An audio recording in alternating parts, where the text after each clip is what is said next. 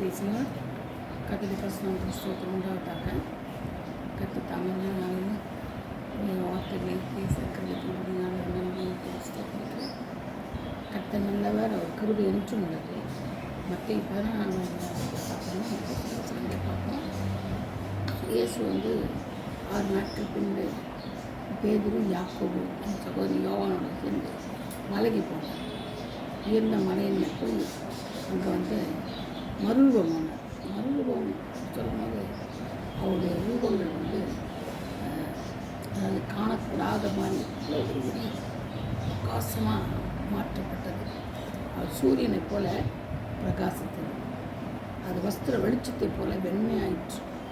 வெளிச்சத்தை போல போய் பார்க்கவே முடியாது கண்ணெடுத்து நம்மளால், அந்த அளவுக்கு மறுரூபம்.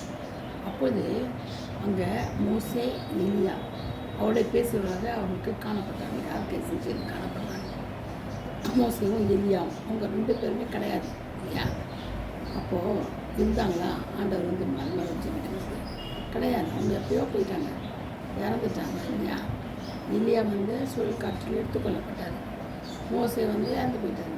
2 பேரும் இந்த மலை மேலே காணப்படுறாங்க. யார் பேசி உடனே பேதுரு சொல்கிறாரு இயேசுவை பார்த்து, நாம் ஆண்டவரே அவங்க இருக்கிறதுக்கு நல்லது, ரொம்ப கஷ்டமானால் இங்கே உமக்கு கூடாது, மோசைக்கு கூடாது, எலியாவுக்கு கூடாது, 3 கூடாதுன்னு தோணுன்னு. அவன் வளர்றான், பயத்தில் வளர்றாரு பேர். என்னென்னா அந்த அளவு பிரகாசம் அவர் கண்ணுக்கு 3 பேர் தெரிகிறாங்க. மோசேவும் எலியாவும் கூட சேர்ந்து ஆண்டவர்கிட்ட கூட சேர்ந்து தெரிகிறாங்க. அதனால் நம்ம இங்கே இருந்துக்கலாம், 3 கூட போடலான்னு சொல்கிறாரு இந்த பேர். அப்போது இது ஒரு ஒளியுள்ள மேகம் அவர் நினைவிட்டது. அப்போ இவர் என்னுடைய நேசகுமாரன், இவருக்கு பிரியமாக இருக்கிறேன், இவருக்கு செவி கொடுங்கள் என்று அந்த மேகத்திலிருந்து ஒரு சத்தம் உண்டாயிற்று. பார்த்தீங்களா? ஒளியான ஒரு மேகம் அப்படி நினைவிட்டது. இவர் என்னுடைய நேசகுமாரன், இவருக்கு பிரியமாக இருக்கிறேன், இவருக்கு செவி கொடுங்கள்னு மேகத்தில் ஒரு சத்தம், தாவல் சத்தம் கேட்குது. இப்போ என்ன பண்ணாங்க? ரொம்ப பயந்து என்ன சொல்கிறாங்க? அது கேட்ட முகம் அப்புறம் விழுந்து மிகவும் பயந்தார்கள். சத்தத்துக்கே அப்படின்னா அப்போ எந்த மாதிரி சத்தம் இருக்கும் பாருங்கள், இடி முழக்கம் போல் இல்லையா? அப்படியே கவுந்து அப்புறம் முகம் குப்புறம் விழுதுன்னு செய்கிறாங்க.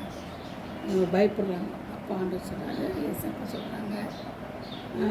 அப்போது இயேசு அவரை தொட்டு எழுதுறது பயப்படாதீங்கன்ட்டார். அவள் கண்ணை எடுத்து பார்க்க இயேசுவை தவிர வேறு ஒன்றும் இல்லை. அவருடைய மனையிலிருந்து அவர் இறங்கும்போது என்ன சொல்கிறாங்க? மருத்துவம் இறந்துட்டு வரைக்கும் தரிசனத்தை ஒருவருக்கும் சொல்ல வேண்டாம் என்று கட்டளையிட்டார். அப்போ தரிசனம் பாருங்கள், இவங்க 3 பேருக்கு கிடச்சிருக்குது. பேதுரு, யாக்கோபு, யோவானுக்கு கிடச்சிருக்கு.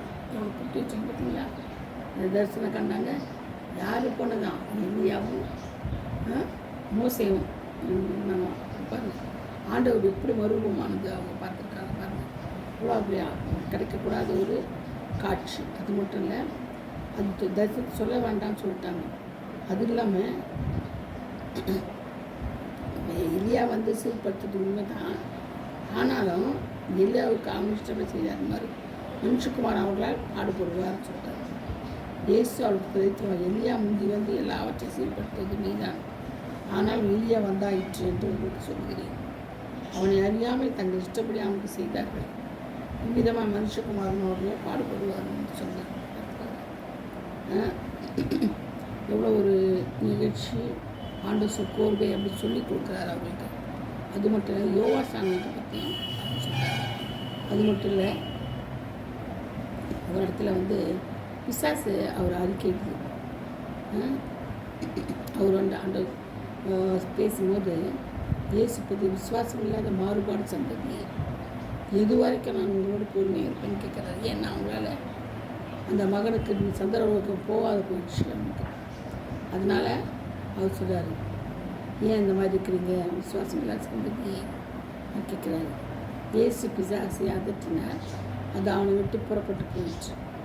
அப்போ பாருங்கள், பிசாசை அதட்டுறதுக்கு ஒரு தைரியம் மட்டும் இல்லை, என்ன வேணும் அவருக்கு? பவர் வேணும். பவர்னால் என்னுடைய அனுபவத்தை வேணும், விஷயம் வேணும், ஆவியானவர்களுக்கு செய்யணும். பாருங்கள், எல்லாமே அவங்க பாசத்தில் இருக்கணும். இந்த மாதிரிலாம் இருந்தால் தான் பிசாசை ஓட்ட முடியும், இல்லைன்னா அது நம்மளை ஓட்டி போயிடும். அப்போ பாருங்கள், ஆண்டவர் பிசாசு ஓட்டத்துக்கு எப்பவும் ரெடியாக இருக்கிறாரு. நேரம் எல்லாம் வியாதிக்காரங்களுக்கும் சுகம் கொடுக்குறாரு. வந்துகிட்டே இருப்பாங்க இல்லையா அவர்கிட்ட, அவர் பாட்டு சுகம் கொடுத்துனே இருப்பார். அதுதான் அங்கே இருக்கிறது. இப்போ அவர் எந்த அளவுக்கு ஆயத்தமாக இருக்கிறா பாருங்க ஊழியத்தில். அவர் சாப்பிட்றாரா, தூங்குறாரா, பேசுகிறாரா, என்ன பண்ணுறாரு, எப்படி இருக்கிறார், நமக்கு ஒன்றுமே தெரிய போகிறதில்லை. ஆனாலும் பழகில் தூங்கினாருங்கிறது நான் பசியாக இருந்துக்கிறார் சொல்கிறேன் இல்லையா. அப்போது நான் அப்பத்தை சாப்பிட்றாரு. அந்த மாதிரி அதனால சொல்கிறாரு, கடுகளவு விசுவாசம் தான் போதும், கடுகளவு விசுவாசம் தான் போதும். மழையை பார்த்து பேர்ந்து சமுத்திரத்தில் போகணுன்னு என்ன செய்யுங்க போகும். அப்போ அந்த விசுவாசம் எவ்வளோ பெரிது பாருங்க. நம்பிக்கையோட சொல்லணும், நம்பிக்கை வேறு விசுவாசம் வேறு. ஆனால் ஆணித்தரம் நம்ம பொதுவாக அடித்து சொல்லுங்க போகிறோம், அப்படி கிடையாது, இப்படி கிடையாது. அந்த மாதிரி நம்பிக்கை இல்லை, விசுவாசம் வேணும். விசுவாசத்தால் நம்ம தேவனுடைய மகிமையை காண்போம். விசுவாசிக்கணும், முதலாவது நம்ம விசுவாசிக்கணும். விசுவாசம் இல்லாமல் அவர்கிட்ட நம்ம போக முடியாது, அவரோட இணைய முடியாது. எல்லாம் ஆண்டவர் தான். விசுவாசத்தில் முதல் பலன் விசுவாசிக்கிட்டே இருக்கணும். ஒரு நேரம் அவரை விசுவாசிக்கணும். அவர் மாத்திரம் போதுமானவராக இருக்கிறார். அதனால நம்ம என்ன செய்யணும், எப்போதும் அவரோட விசுவாசத்தில் மூஞ்சி கட்டப்படணும். அத்தை மரத்தை கூட பார்த்து பாருங்க, அவர் என்ன சொன்னார், பட்டு போக சொல்கிறார். பட்டு போகணும், இலையில் ஒன்றுமே இல்லை, அது கனியே இல்லாதனால, அவர் கனி இல்லாத பசிச்சதுனால என்ன செய்கிறார், இனி ஒரு காலம் ஒன்றத்தில் இருக்குதுன்னா கனி கிடைக்காதுன்னு சொல்லுவார். கனி கிடையாதுன்னு சொன்னவன் அவர் என்ன செய்கிறார், கனி இல்லாத போச்சா, அவ்வளோதான். அதோட கதை என்ன செய்யுது, உடனே பட்டு போச்சு.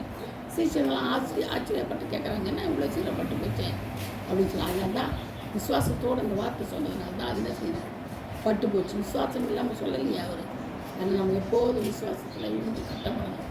இயேசு சீக்கிரம் நம்ம இருக்கணும், ஆண்டவருக்கு பிரியமாக நடக்கணும், அவருடைய கற்பனை கட்டளைகளை கை கொள்ளணும். வழியே போகக்கூடாது. ஏன்னா நம்ம ஆண்டவருக்கு நம்மளுக்கு தெரியும் இல்லையா, ஒரு நேரமும் அவர் எவ்வளோ நல்லவர், எவ்வளோ பெரியவர், விசேஷித்தவர் அப்படின்னு தெரியும். பிசாசுங்களே நடுங்குதுன்னா நம்ம ஏமாத்துறோம். ஒரு ஜாதி பிசாசு என்ன செய்கிறாரு, உபவாசத்தினால்தான் போகன்றாரு. அப்போது அவர் எப்போவும் தயாராக இருக்கிறார் இல்லையா ஜெபத்தில். அதனால தான் கர்த்தர் தான் இந்த வார்த்தை தான் சொல்லி போகிறாங்க. அவங்க நன்றி. God bless you all.